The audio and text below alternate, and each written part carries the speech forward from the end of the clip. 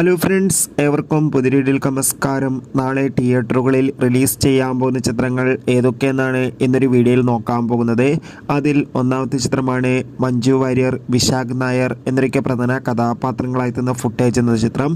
ചിത്രത്തിൻ്റെ പ്രീമിയർ ഷോയ്ക്ക് മികച്ച അഭിപ്രായം തന്നെ സ്വന്തമാക്കാൻ വേണ്ടി സാധിച്ചിട്ടുണ്ടായിരുന്നു. ചിത്രം നാളെ ഓഗസ്റ്റ് 23 തിയേറ്ററുകളിൽ റിലീസ് ചെയ്യുമെന്ന് കൺഫേം ആക്കിയിട്ടുണ്ട്.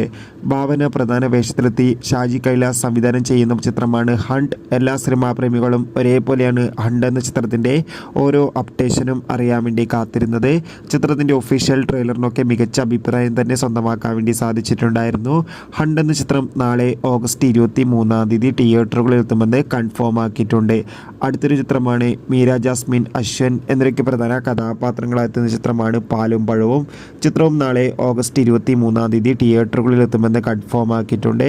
എന്തായാലും ചിത്രങ്ങളുടെ റിലീസിനായി നമുക്ക് കാത്തിരിക്കാം. അടുത്തൊരു വീഡിയോയിൽ കാണും വരെ ബൈ.